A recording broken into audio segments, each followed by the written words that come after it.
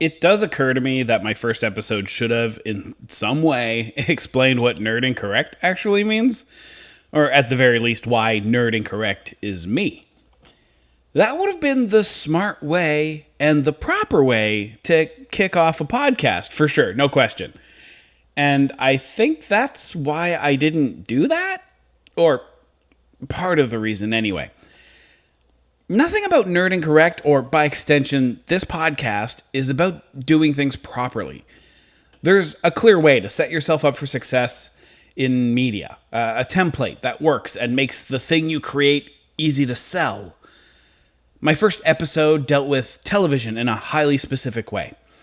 And if this entire podcast series was about specific television things, then I could promote it as a television podcast about specific television things. That would make it easy to find. It would make the people interested in television more likely to subscribe, and I could build a brand around that. But I enjoy more things than just television. I want to talk about the things I love without boundaries. I don't want to force every conversation towards television. That's not who I am. I am nerd incorrect. And I do and like and love sometimes the wrong thing. Which is why this podcast isn't going to be a smash hit. Which means it'll only be really listened to by people who kind of dig the edges of entertainment, or the people who just love stuff. Nerd Incorrect is about loving stuff. Loving it so much that despite nobody liking the stuff you like, you keep consuming it and telling everyone about it and ignoring the hate and the criticism and just loving stuff. Nerd Incorrect is about enjoying everything and wanting to share the weird, the strange, and the normal stuff equally. It's about liking the mainstream stuff and the stuff everyone laughs at. It's about understanding that it doesn't matter if you don't agree with the crowd or like the right things, because liking things is good. And if you believe things are good, it's about finding the other people who also think things are good. Nerd Incorrect is about loving entertainment and art and finding the people who agree that sometimes it's fun to be wrong and to love the stuff everyone else ignores. The first time I realized that I was nerd incorrect is when I saw a Disney film that was so utterly perfect for me that I couldn't stop thinking about it. And then finding out that apparently, based on critics and Disney fans, it was not good. I saw that film. It was incredible. It's still my favorite Disney film of all time. And when it came out, everyone hated it.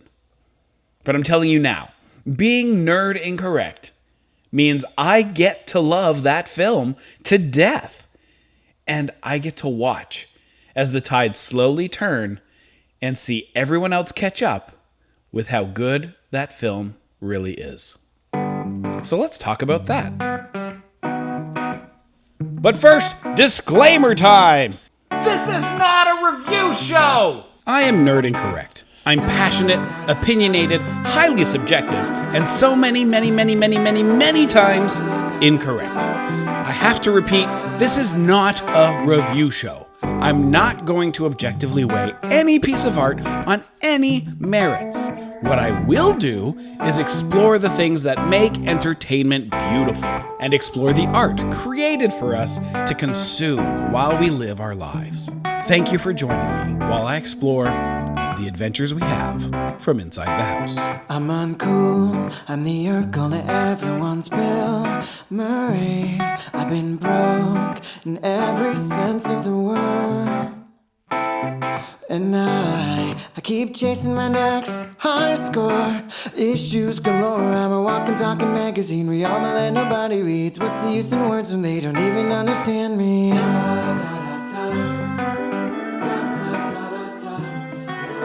Welcome to The Adventures We Have from Inside the House, a podcast about entertainment, how and why we consume it, and how it shapes our lives. And more importantly, a podcast that celebrates the things you like, even if nobody else does. My name is Tim Riel, and I am Nerding Correct, the boy who loves entertainment of every kind and always seems to fall in love with the properties and art that don't always follow the crowd. The Emperor's New Groove, which I will be calling the Llama Movie for the rest of this podcast and for the rest of all time, came out in 2000 as basically a failure. It was fourth in the box office for its opening weekend. Guys, it's a Disney Animation Studios feature. That doesn't happen. Seriously. Here's the list of Disney films it followed in descending order. The year before, Tarzan. Before that, Mulan, Hercules, Hunchback of Notre Dame, Pocahontas, Lion King, Aladdin, Beauty and the Beast, Little Mermaid. None of those films debuted lower than second overall, and all of them became more successful than the films that beat them. And there's not a film on that list that I just read that you haven't seen or heard of, even though some of you may have no clue what the Llama Movie even is. There's no doubt that the Llama Movie had a lot to live up to, and maybe it just couldn't ever live up to it. But so did Tarzan. So did Mulan. So did Pocahontas.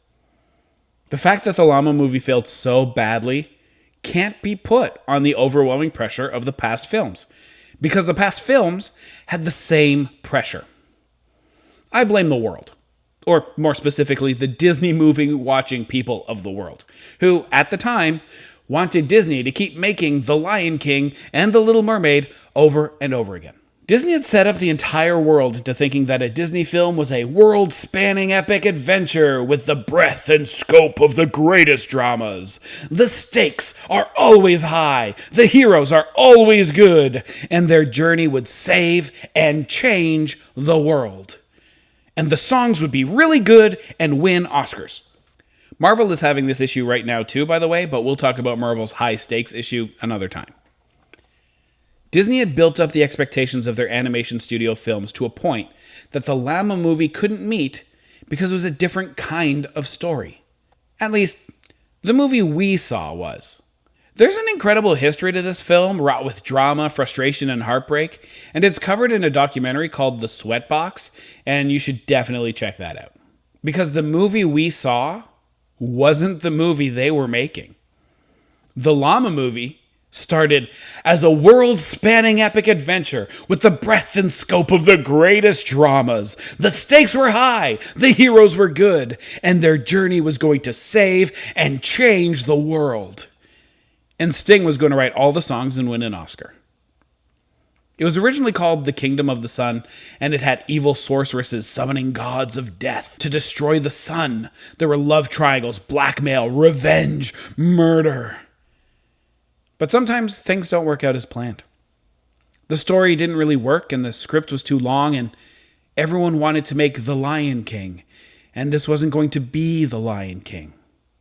By the way, the reason I keep using The Lion King as the reference here is because this is the team that made The Lion King. Yeah, this was that team's follow-up. And so what they finally ended up with was the worst movie they'd put in theaters since 1989, according to anyone whose opinion apparently mattered. Here's where I can concede some ground.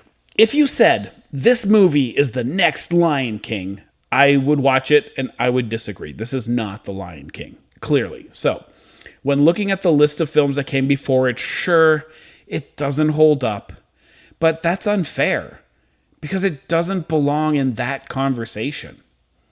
If instead you said, this is the next animated movie that will make you happy, then yeah, bang on. Nailed it. The problem we have with film lately is that the stakes need to be so high. This is a movie where the worst thing that could happen is that a guy's house gets knocked down and a jerk emperor stays stuck as a llama. That's not the thrilling, world-ending stuff that audiences are looking for. For some reason, a film can't just be a little dangerous. The stakes have to be big, or audiences just don't care. The Llama Movie is a movie you should watch because it's a fun, well-done story that will make you happy. Why isn't that enough? I think that should be enough. Fine, the film doesn't break new ground. Its story is pedestrian, and its characters are exactly who you think they're going to be. But this is arguably the first time Disney animated films put out a comedy. A straight-up comedy. A comedy doesn't need to break new ground. It just has to be funny. And that, my friends, is way harder. The writing, animation, timing, and subversive slant to the humor stand head and shoulders above most comedy films. There's an elegance to the writing and performances that allow for real depth to the humor. It's the kind of writing that begs for a second viewing to see the hidden depths of the comedy because you probably missed some the first time. There's a nuance to a lot of what the writers do for Kuzco's character, allowing for David Spade's wit and unique speech patterns to be showcased. Like the scene where he throws a rock at Pacha and then acts surprised at the rocks that he didn't throw. Someone else must be throwing the rocks. That's weird. Oh my God. It's simple, but it's hilarious. The sight gags are brilliant, like in the scene where Kuzco and Pacha fall down into a cavern that narrows into an impossibly, no caverns end like that, but this one does, and they end up back to back, and they need to work together to get back up, and Kuzco has to stretch out his neck because, he's a llama. It's extremely self-aware, breaking the fourth wall and using that to explain the plot point while pointing straight at the plot point and saying, yeah, this doesn't make sense, but it has to happen because, drama. I mean, it literally does that. Everyone knows that the plot requires the villain to appear one last time to thwart the heroes. So when Pacha's wife distracts Yzma back at the house, allowing Kuzco and Pacha to race back to the capital, it's obvious that they should be free and clear. But Kronk and Yzma have beat them back to the lab, and they're already there, ready to stop the heroes. But it's impossible for it to have happened like that, so how did the writer solve the problem? They don't. They just have Kronk say, yeah, you got me. By all accounts, it doesn't make any sense. And later, when Yzma seems to have come out victorious, which is not allowed, obviously, she gets crushed by a trapdoor that conveniently opens at the right place at the right time. Again, having Kronk deliver the punchline by saying, what are the odds of that trapdoor leading me out here? The casting on this film is so incredibly strong that it hurts my soul to know that this wasn't the original plan. This was a last-minute scramble. I wish my last-minute scrambles fell this perfectly. The story's about a selfish, narcissistic wise-ass. Yeah, let's cast David Spade. The villain is an old, past her prime narcissistic beauty with a god complex. Yeah, let's cast Eartha Kitt. The everyman character is plain but strong and empathetic. Sure, get John Goodman. His wife is barely in the film, but she needs to make an impact and be strong, assertive, and loving. Yeah, get Wendy Malick. It doesn't get any better than that. They're absolutely perfect. But the standout, in every way, the side character that makes the biggest impact, the sidekick to the villain, is a dumb, oafish musclehead whose every word will be mined for laughs. So who else are you going to get? You're going to get Patrick Warburton. Kronk is easily the best character in this film. And I think every character in this film is better than all the other characters in any other Disney film, save Robin Williams' Genie, obviously. But Kronk, and Patrick Warburton in particular, are used so perfectly that he's what you remember most after you watch the film for the first time. The reason Kronk's character works so well is that Kronk isn't evil. He's not even rude or selfish or negative in any way. He's a good person, and everything he does is because he cares about making other people happy. This is going to be a running theme for me for a long time, but I'm super into male characters who just want to bring joy to people, so I guess you can just get used to it. I mean, sure, Kronk does Yzma's evil bidding, but only because he wants her to be happy. The closest he gets to doing a bad thing is when he's supposed to dump Kuzco off the waterfall to his death. And since there's no one there to please with this action, he starts to feel bad, and he chickens out, and he drops Kuzco, and he ends up on Pacha's cart instead. I mean, Kronk's a good dude. I've been telling people about how misunderstood Kronk is for years. The idea that Kronk is an idiot bonehead is the picture everyone has of him, which is what you're supposed to think because that's the character type he's supposed to fit. Except that if you take a closer look at him, he's probably the smartest character in the film. With the exception of maybe Patch's wife and daughter, who are both regrettably underused in this film. Kronk only seems dumb because everything he does is an attempt to please, and he's cursed with an inability to say no or to shirk responsibility. If he can help, he will help. And the combination of doing things to bring joy to people and putting off his own tasks to help others is where the comedy lies and why he appears oafish. But it's also why I can't agree that he's dumb. There's a person on Twitter and Tumblr named Rose Zemlia who perfectly summed up my opinion on Kronk, and it was so perfect that I'm just going to quote them because Rose Zemlia has put it better and more succinctly than I ever could. This is the quote. On the shallowest surface level, he fills the low IQ sidekick role, but only on the shallowest surface level. I'd have to watch the movie again to go into any detail, but Kronk is actually the smartest damn person in this movie. There's nothing he doesn't know. He's got all this specialized knowledge. Dude is probably horrifically well read. He's not stupid, he's just eager to please and doesn't have a proper no threshold.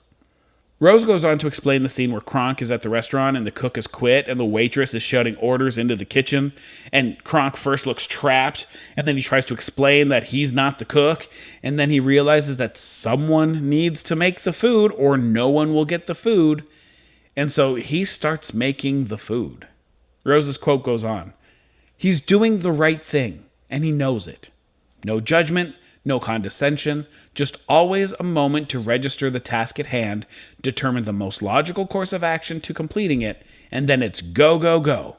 His only problem is that he never stops to ask himself whether this is actually his problem to solve or whether people are taking advantage of him, and I love him for it. I just love him." Rose is right. In that scene, not only does Kronk snap into action to keep everything running smoothly, he starts spouting diner slang and putting out plates as fast as any highly experienced line cook would. That's not easy stuff. Bro is smart and skilled in things he shouldn't be skilled at. The writers were writing Kronk into situations that would create comedy, because juxtaposition, surprise, and absurdity are great for comedy, I get it. But by putting Kronk into these hilarious situations means that his character needs to be able to do these things, which means they will be part of his past and who he is as a person. They're canon. This is who he is. There's a fun scene where he talks to a squirrel. Not pretends to talk to a squirrel or tries to talk to a squirrel, actually talks to a squirrel. And it's explained away by saying he learned to do it as a child by training with his junior chipmunks troop. In fact, he knows how to speak to many animals because he trained to speak to many animals and learn their language. There's a scene where he's making spinach puffs, and it's hilarious. Have you tried making spinach puffs, though? That's hard, and that takes practice. There's a scene where Yzma and Kronk are stuck in Patch's closet, and he remarks on the craftsmanship of the door with reverence and an obvious knowledge of woodworking and architectural craftsmanship. There's a scene where he wakes up to realize he's seen Patch before, and within a couple of seconds works out exactly where and what that must mean and where Cusco is with extreme accuracy, like a smart person. He also knows about exotic birds, and he knows just like all the things. Kronk is my favorite character in this movie because when you step back from the formula for how to write a comedic character, you get to look at what a person like that would actually be like. What his past experience must have been, and how you would be able to relate to him in the real world. I think I'd really like Kronk if he was a real dude. He'd probably also fit in with the idea of nerding correct. I bet he just loves stuff. We spend a lot of time trying to categorize things based on objective traits. When we speak of art, we talk about quality of writing, or visual aesthetic, or difficulty of the craft. We like to rank things by these traits and compare one thing to another. When you look at The Emperor's New Groove through this lens, it's not a good film. If you stack it up against its predecessors and strip it down to its parts, the simple storyline, the subdued animation, the lack of Oscar-nominated songs, the lack of any real stakes, yeah, I can't say that it's the best Disney film of all time. As a touchstone of modern culture, as a juggernaut of the genre, as an icon of the greatness of cinema, nah, this isn't Lion King. Objectively speaking, the Llama Movie isn't even in this discussion. But I don't think a movie has to be important to be great. I think a movie's job has nothing to do with being revolutionary, or thought-provoking, or groundbreaking. These things can be side effects, but a film shouldn't be defined as art because it has accomplished these things. For me, a movie has to attempt to do one thing. It has to make me happy that I took the time to consume it. It has to defend its existence by being something worth spending time with. It can do that by being objectively exceptional, sure. But it can also do that by making us laugh, making us feel good, and bringing joy through good acting and good writing and moments that stay with us long past our time with it. What's your favorite line from Lion King, from Beauty and the Beast, from Little Mermaid? Even though these films are great accomplishments and are among the very best Disney has to offer, I bet you can't even think of one line. Now, how about the Llama Movie? I bet you can't even choose which line is your favorite because there's too many, and they all live rent-free in your head. I don't think I've gone more than a week without saying, "Pull the lever, Kronk! Wrong lever! Why do we even have that lever?" And every time someone brings up a part of that film, I can see the scene clear as day because it did its job. It made me happy. I love Disney's prestige films. They're extraordinary. But there's only one movie from Disney that lives rent-free in my head. Only one film that justifies the time I spend with it every single time I watch it, because by the time the credits roll, I am happy that I spent that time, and it has brought me joy. Say what you will, I'm probably wrong, but the Llama Movie is the best Disney Animated Studios film ever made.